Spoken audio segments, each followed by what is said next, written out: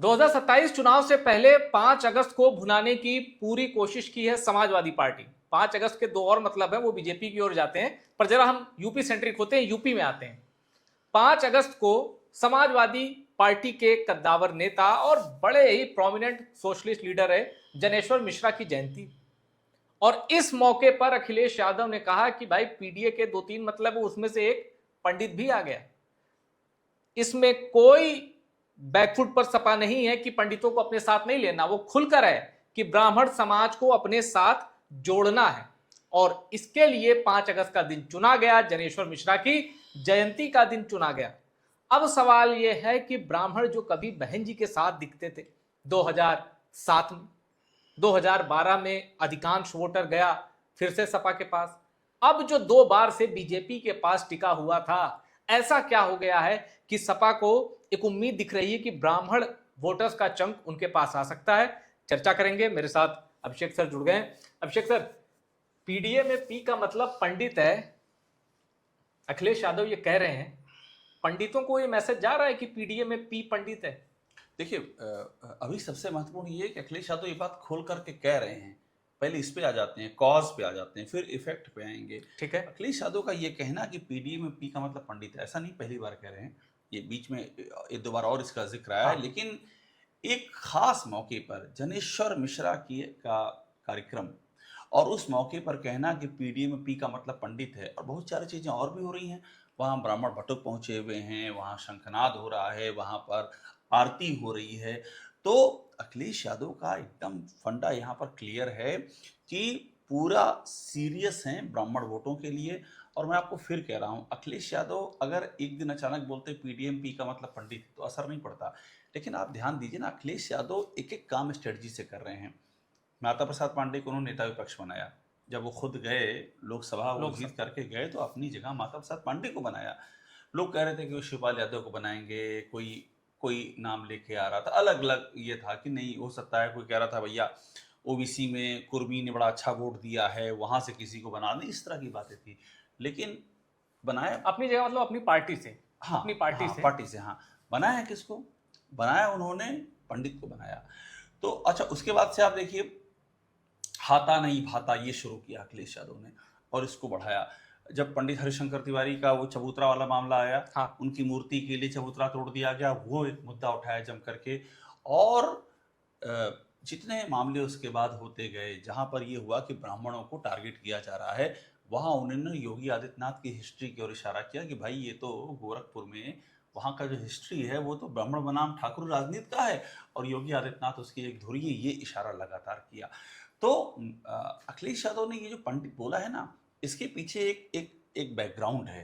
2024 के बाद खास तौर पर, जब 2024 में उन्होंने देखा कि उनके पास वोट आ रहे हैं, मतलब सनातन पांडे जीते ही इसमें, हाँ। ऐसा नहीं है कि उनके पास सनातन पांडे जीते, उधर वो राजीव राय जीते, भूमिहार समाज से आते हैं, सनातन पांडे जीत गए। तो उनको ये तो समझ में आ रहा है कि भाई हमारे पास भी ये चंक आ सकता है। और बड़ी बात ये है कि 2024 के चुनाव ने साबित कर दिया कि जो बीजेपी का कोर है वो टूटा है। कुर्मी टूटा, दलित टूटा, ब्राह्मण भी कुछ हद तक टूटा, लेकिन ब्राह्मण अगर बड़ी संख्या में टूटा तो नक्शा बदल जाएगा। तो अखिलेश यादव बहुत सीरियसली ब्राह्मण को आकर्षित करने की कोशिश कर रहे हैं। और आप सोचिए, शंकराचार्य को भूलना नहीं चाहिए हमको। शंकराचार्य के साथ किस तरह से अखिलेश यादव अलाइंड हो रहे हैं, उनके कार्यक्रम में जाते हैं, चरण स्पर्श वो जाते हैं, डिम्पल यादव जाती हैं, शंकराचार्य की जो बातें हैं उनको लगातार पब्लिक डोमेन में उठा रहे हैं। तो आप यूँ समझिए, ये पी फॉर पंडित ऐसे नहीं बोल दिया है, पूरा रिसर्च है, स्ट्रेटजी है, बैकग्राउंड है, और एक विजन है करना क्या है आगे। और देखिए, जिनका नाम आप ले रहे थे वो भी मोर्चे पे लग गए हैं। बलिया से सांसद सनातन पांडे ये भी बता रहे हैं कि जनेश्वर मिश्र से बड़ा कोई नेता नहीं। अब देखिए, एक अपील जो कि मुझे भी प्रभावी लगी, अखिलेश यादव ने कहा, ब्राह्मण सम्मेलन में कहा कि कृष्ण सुदामा की दोस्ती याद दिलाई। अब कृष्ण सीधे यदुवंशी समाज कनेक्ट करता है उनसे, हालांकि भगवान कृष्ण सभी के आराध्य हैं। और सुदामा ब्राह्मण समाज, तो यहाँ सुदामा ब्राह्मण समाज से या पीड़ित ब्राह्मण समाज से? नहीं, पर आप जब ये कह रहे भगवान कृष्ण सभी के आराध्य हैं, तो फिर आपको ये भी कहना पड़ेगा कि योगी इंटरव्यू में कहते हैं कि भगवान भी इसी जात में जन्म लिए, राजपूत में, याद है आपको? तो ये तो फिर हर जगह आता है, योगी आदित्यनाथ भगवान की जात राजपूत से जोड़ देते हैं। तो ये एकदम ठीक है, कम से कम भगवान को अलग रखना चाहिए उससे। लेकिन मैसेज यहाँ पर जो है वो इम्पोर्टेंट है। मैसेज ये है कि ये जो कृष्ण सुदामा की दोस्ती की बात कर रहे हैं ना, ये एक इतिहास का एक प्रतीक है। हाँ, और उसको वर्तमान में जब वो लाते हैं तो उनका ये कहना है वो वोट बैंक का मामला है। भाई, ओबीसी में सबसे अधिक क्या है? यादव वोट बैंक ही तो है ना। ओबीसी में सबसे बड़ा चंक है।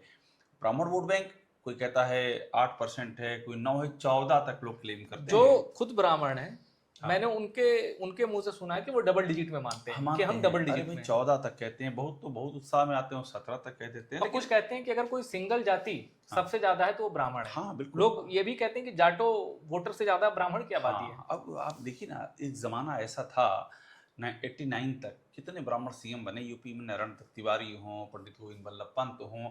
मतलब ये उस समय तो ऐसा था कि जैसे कि एक दो बीत पंडित कमलापत त्रिपाठी हों, एक बीत रहा है, दूसरा आ रहा है ब्राह्मण। तो ये एक उनको, मतलब कांग्रेस का कभी कोर ब्राह्मण हुआ करता था। राम मंदिर आंदोलन में छटका वो बीजेपी का कोर हो गया। लेकिन बड़ी बात क्या है, क्यों अखिलेश यादव ये कोशिश कर रहे हैं, इस पर ध्यान देना चाहिए हमको। वो इसलिए कोशिश कर रहे हैं कि ब्राह्मण वो वोट बैंक है जो एक अरसा बिता लेता है किसी के साथ में, लेकिन वो टेकन फॉर ग्रांटेड नहीं, उसी के साथ रहेगा। वो छोड़ चुका है बीजेपी को, बहन जी के साथ गया 2007 में।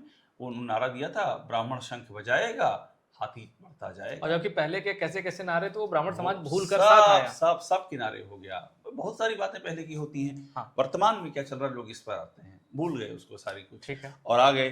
तो वो एक ऐसा चंक है जो शिफ्ट होता है, शिफ्ट हुआ है, कांग्रेस की ओर शिफ्ट हुआ एक जमाने में, बीजेपी की तरफ आया, वहां से बीएसपी की ओर आया, 2012 में समाजवादी पार्टी के साथ भी आया।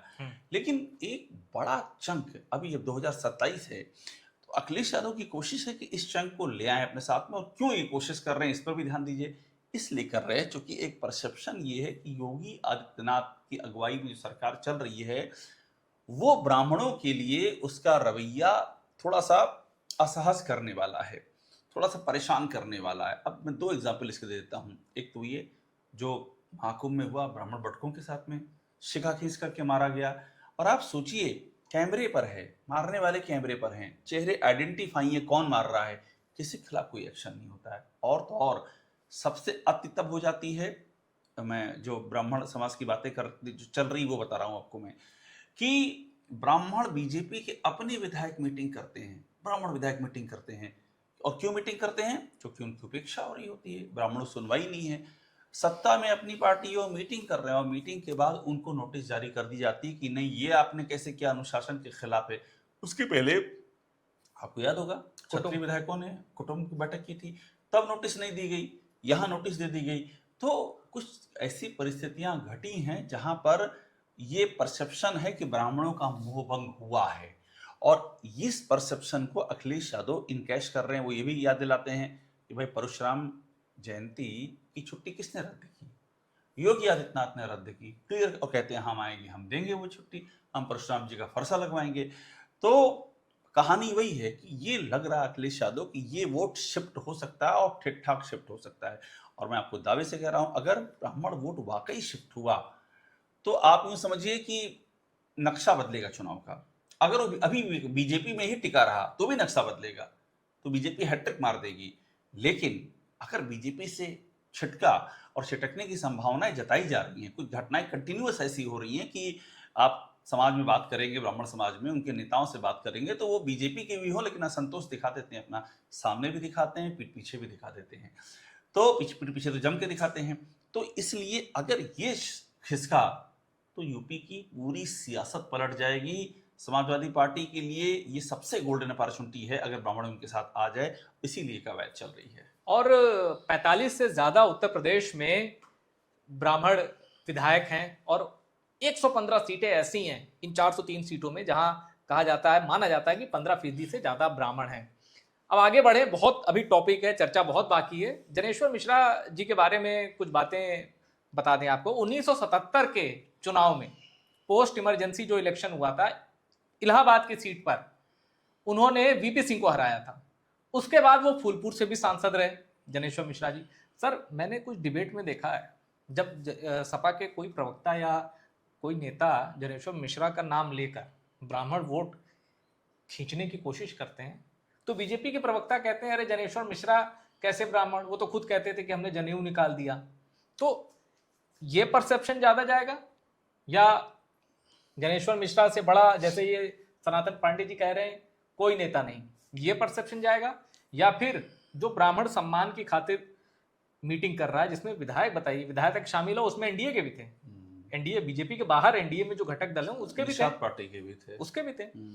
तो वो जो सम्मान की लड़ाई है वही आप कैसे देखते हैं कि असंतोष है या सम्मान चाहिए बस? नहीं देखिए, आपने जो सवाल किया कि जनेश्वर मिश्रा के नाम पर जाएगा कि नहीं जाएगा, जनेश्वर मिश्रा के नाम पर पहले भी जाता रहा है भाई। आप याद कीजिए नेताजी का दौर, नेताजी के दौर में उनके आसपास कौन रहता था? ब्राह्मण पंडितों में जनेश्वर मिश्रा, कुर्मी समाज में बेनी प्रसाद वर्मा, ठाकुर समाज में मोहन सिंह, पूरा एक कॉम्बिनेशन लेके अपने साथ में चलते थे और खुद यादव समाज से आते थे। तो जनेश्वर मिश्रा के नाम पर पहले भी ये था कि भाई ब्राह्मणों की भागीदारी है।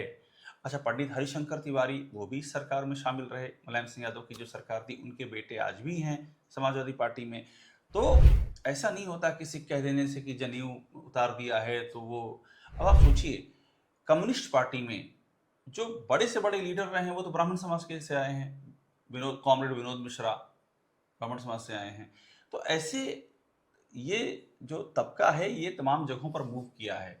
लेकिन अभी क्या सिचुएशन है कि जनेश्वर मिश्रा समाजवादी पार्टी के लिए एक सिंबल बन चुके हैं। और आप जानते हैं अखिलेश यादव के गुरु भी रहे। हाँ, वो उन्होंने अखिलेश यादव को ट्रेन किया। हाँ, जब बोलते हैं हाँ मेरे पॉलिटिक्स में आए, गुरु यही। तो उस लिहाज से भी मैसेज जाता है। और ये इस हेडलाइन को कैसे देखते हैं आप कि ब्राह्मण मंच से अखिलेश यादव को याद आया विकास दुबे, कहा गाड़ी पलटने से सरकार बच गई। कहीं ऐसा तो नहीं कि ब्राह्मण का मतलब सपा के लिए विकास दुबे भी है? नहीं, विकास दुबे को पहली बार नहीं याद किया है। अच्छा, विकास दुबे का केस बड़ा हाईलाइटेड केस है। उसको ये इसलिए भी बड़ा उसका लोड लिया गया कि भाई विकास दुबे की गाड़ी पलट गई, मगर किनकी गाड़ी नहीं पलटी है, ये सवाल उठाना। भाई ये योगी आदित्यनाथ पे सबसे बड़ा इल्जाम क्या है कि योगी आदित्यनाथ कहते हैं माफिया को मिट्टी में मिला दिया। तो अगला सवाल उठता है कि पर किस जात के माफिया को मिलाया है मिट्टी में और किस जात के माफिया सिंहासन पर बैठे हुए हैं आपके राज्य में, ये सवाल उठता है। और योगी आदित्यनाथ इस सवाल का आज तक कोई जवाब अपने एक्शन से नहीं दे सके हैं, वचन से भी नहीं दे सके हैं। कभी इस पर बात ही नहीं की उन्होंने कि भैया माफिया में तो आइए नाम गिन लेते हैं, मुकदमे गिन लेते हैं, और योगी आदित्यनाथ के शासनकाल में उन मुकदमों में क्या हुआ और दूसरी जात पर क्या एक्शन हुआ, ये एक सवाल है। तो ये जो फॉल्ट लाइन सोसाइटी में है कि भाई इस सोसाइटी के जो माफिया हैं, माफिया तो आप जानते हैं माफियाओं का तो वो जात न्यूट्रल होते हैं, किसी भी जात के माफिया हो सकते हैं। तो गवर्नमेंट को हर माफिया के खिलाफ एक जैसा रुख होना चाहिए। लेकिन अतीक मुख्तार से लेकर के विजय मिश्रा और तमाम सारे जो हैं उनको तो टारगेट किया आपने, अनुराग दुबे वहां पर। लेकिन दूसरी तरफ आपने क्या किया, ये सवाल उठता है। तो अखिलेश यादव इसी सेंटिमेंट्स को भुना रहे हैं कि भाई विकास दुबे की गाड़ी पलट रही, वो इसीलिए याद दिला रहे हैं क्योंकि ये एक मुद्दा है, ये चर्चा होती है कि भैया विकास दुबे की गाड़ी तो पलट गई और बाकी जो पूर्वांचल में खनन कर रहे हैं वो माफिया कहाँ हैं, उनकी गाड़ी क्यों, कोडीन माफिया कहाँ है, क्यों नहीं पलट रही गाड़ी, इसी को भुना रहे हैं वो। अच्छा, फिर हम चलते हैं, जैसे कि ये खबर आई इस पे हमने चर्चा की, इस तरह की खबर 2022 के विधानसभा चुनाव से पहले भी आई थी कि ब्राह्मण नेताओं के साथ अखिलेश यादव ने मीटिंग की, ब्राह्मण समाज अब सपा की ओर आ रहा है। लेकिन हमने देखा कि 255 सीटें गिरी, बीजेपी को नुकसान हुआ और करीब 55-56 सीटें नुकसान हुआ और 64 सीटें सपा को फायदा हुआ। यानी जितना बीजेपी को नुकसान, आप समझ सकते हैं कि लगभग उतना ही फायदा सपा को हुआ। तो ये खबरें तो सर पहले भी आ चुकी हैं कि ब्राह्मण समाज को जोड़ने की कवायद है, लेकिन ब्राह्मण समाज अगर उतने हिस्से में जुड़ जाता तो सरकार तो नहीं बनती बीजेपी की। अब ये देखिए ये कटिंग 2021 की चुनाव से पहले यूपी में ब्राह्मणों के समाजवादी पार्टी से जुड़ने से कितना बढ़ेगा योगी आदित्यनाथ पर दबाव। अभी बीबीसी तो मान चुका है कि जुड़ गए 2021 में, लेकिन सवाल है आगे नहीं जुड़ने से कितना बढ़ेगा, मतलब वो मान लिया कि जुड़ गए, अब दबाव कितना बढ़ेगा। तो खैर यहाँ तो बीजेपी बच गई। एक और आप कहते हैं कि जुड़ गए तो कितना दबाव पड़ेगा, दूसरा मान लीजिए कि जुड़े तो कितना दबाव पड़ेगा, वो तो चलिए वो एक ग्रे एरिया रखते हैं। तो लेकिन वहां हमने देखा कि सरकार बन गई और कंफर्टेबल मेजॉरिटी, भले सीटें गिरी। एक थ्योरी ये कही जाती है कि नाराजगी जितनी भी हो, जब ईवीएम पे जाएंगे ना तो सवर्ण जो वोटर है वो बीजेपी को ही चुनेगा। अब ये थ्योरी क्या? अब इस थ्योरी का मैं आपको जवाब बता रहा हूँ। आप देखिए, कोई भी वोट बैंक आपके पास एक बार में तो नहीं आ जाता है, एक चुनाव में नहीं आ जाता है। बीजेपी को दलित वोट बैंक अपने साथ लेने में कितना टाइम पसीना बहाना पड़ा है, नहीं आ रहा था उनके पास। भाई एक बार आया जब राम मंदिर की आंधी थी, कल्याण सिंह थे, आ गया, सरकार बन गई, उसके बाद तो कहाँ आ रहा था। 14 अब लगा, फिर कंटिन्यू फिर आया तब जब वो मोदी की लहर आई और सोशल इंजीनियरिंग शुरू हुई कि उसको खींचना है और तमाम सारी योजनाएं चलाएगी, बहुत सारी चीजें होती रही। तो पर ऐसा नहीं कि बीजेपी कोशिश नहीं कर रही थी, कंटिन्यूअस कोशिश कर रही थी कि दलित हमारे साथ आए, लेकिन कितना लंबा टाइम लगा दलित साथ में आए उनके। और ऐसे ही बहन जी ने भी, भाई 2007 जो ब्राह्मण आए साथ में, अचानक से नहीं आया ना। हाँ। सतीश चंद्र मिश्रा का चेहरा तो पहले से था ना वहां पर कि भाई एक है उस समाज का व्यक्ति जिसको हम अपनी ओर आकर्षित कर रहे हैं, तो वो करते करते हुआ। तो मैं इसीलिए कह रहा हूँ कि कोई भी पार्टी बनती है तो उसका एक कोर वोट बैंक होता है। जब उसमें बढ़ोतरी करती है, जब और जोड़ती है, तो एक रात में नहीं हो जाता है, एक चुनाव में नहीं हो जाता है।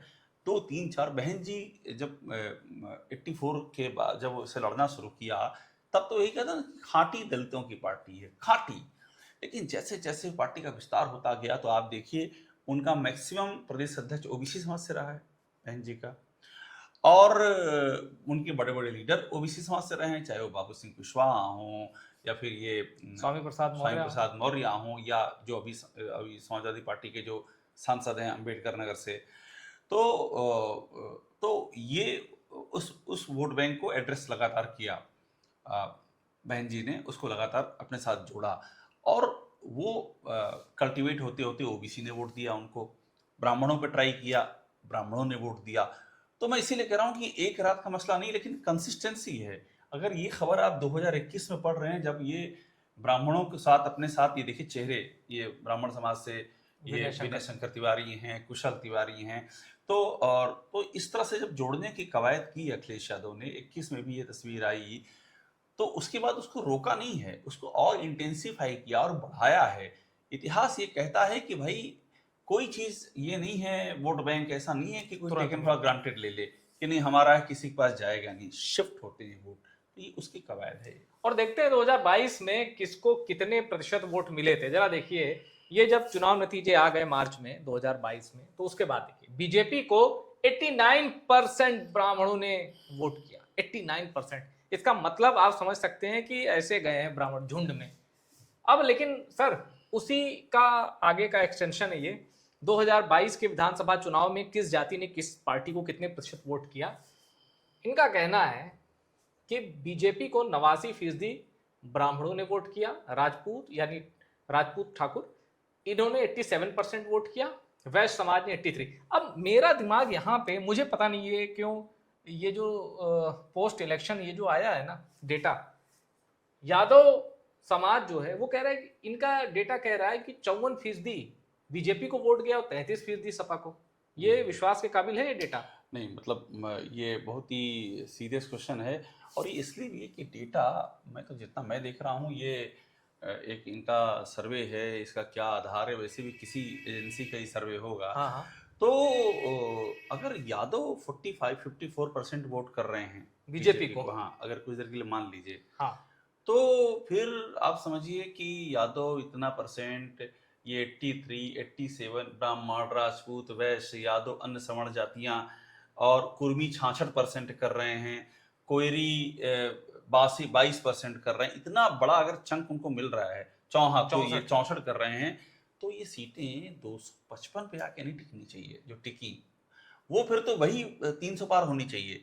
तो ऐसा, हाँ बिल्कुल, इतना ही सारा ही वो यहाँ ज्यादा तो सब तो मिल रहा है सिवाय जाट के, क्योंकि आरएलडी तब एसपी के साथ थी। हाँ। तो अच्छा, जाट भी पश्चिम के इलाके हैं, जाट बहुत पश्चिम, जाट ने पश्चिम है, तो वहाँ कितनी सीटें आप ले लोगे, उससे कितना फर्क पड़ जाएगा। तो इसलिए मतलब ये बहुत संदेहास्पद, हाँ संदेहास्पद क्या कहूँ, मतलब ये यादव वोट बैंक में सिंहमारी तो मुझे अनरीजनेबल लग रहा है। अच्छा वो सिंहमारी आप अगर वहां कर लीजिए, लोकसभा में थोड़ी समझ में आता है कि वहाँ एजेंडा नेशनल लेवल का है, तो हो सकता है उनका हो जाए कि भैया हमारी पीएम के लिए चॉइस फलाना है, कुछ देर के लिए मान लेते हैं, हमारी पार्टी का कोई नेता राष्ट्रीय स्तर पर नहीं लड़ रहा है तो हमने चलो उनको दे दिया। एक बार ये लॉजिक मान सकते हैं, लेकिन यहाँ तो है ना इनका नेता लड़ने वाला। और ऐसा भी नहीं है कि कोई पार्टी अगर 43 44 पे आ गई हो तो वो अगली सरकार नहीं बना सकती। कितने एग्जाम्पल रहे हैं, 29 30 35 पे पार्टियां आई हैं, अगली बार फुल मेजोरिटी ले आई हैं। तो ये थोड़ा सा गले उतरने वाली बात है नहीं। ठीक है, और लड़ाई बाइपोलर है। और एक चीज़ और ध्यान देने वाली बात है कि पिछली बार बीजेपी का वोट परसेंटेज 1% बढ़ा था, लेकिन सपा ने अपना वोट परसेंटेज 10 के आसपास बढ़ाया था और कांग्रेस साथ नहीं थी। इसका भी फायदा हुआ। इस बार तो कांग्रेस साथ में है। लोग कह रहे हैं कि 2024 के लोकसभा चुनाव में जो जोड़ी बनी थी कांग्रेस सपा की, वो इस बार इफेक्टिव रहेगी। और सर एक बात हमने देखा कि ब्राह्मण 2007 में बीएसपी के साथ इसलिए भी गया, उसे लगा कि बीजेपी कमजोर है, उसे चाहिए स्थिर सरकार, पूर्ण बहुमत की सरकार, तो कौन हटा सकता, उसके पास गए। बीएसपी से रूठे तो उनको लगा कौन आ सकता है, भाजपा उन्हें तब भी कमजोर लगी तो वो एसपी के साथ गए। अब अगर हटाने की बात आई है, नाराजगी की बात आई, तो जाहिर सी बात है उनकी पहली चॉइस सपा ही होगी। इसलिए भी रिझाना बनता है। जिस प्रयास में अखिलेश यादव लगे, गंभीरता से प्रयास कर रहे हैं, लेकिन पेनिट्रेट कर पाना फिर भी आसान नहीं है, लेकिन नामुमकिन भी नहीं है। इसलिए राजनीति है, हर वोटर तक आपको अपनी पहुंच बनानी है, और भले ही कोई ऐसा शख्स हो जो आपको वोट नहीं करता, उसके सामने भी ऐसे ही करके ही जाना है। यही राजनीति है। तो ये चर्चा यहीं तक। पसंद आई हुई चर्चा शेयर करिए, कुछ कमेंट करना हो कमेंट जरूर करिएगा। और क्या आपको लगता है ब्राह्मण वोट बैंक में सिंधमारी हो सकती है या फिर हो चुकी है, कमेंट जरूर करिएगा। और ये भी बताइएगा 2027 विधानसभा चुनाव कौन जीत रहा है। फिलहाल इतना ही। टॉप सीक्रेट को प्यार देते रहिए।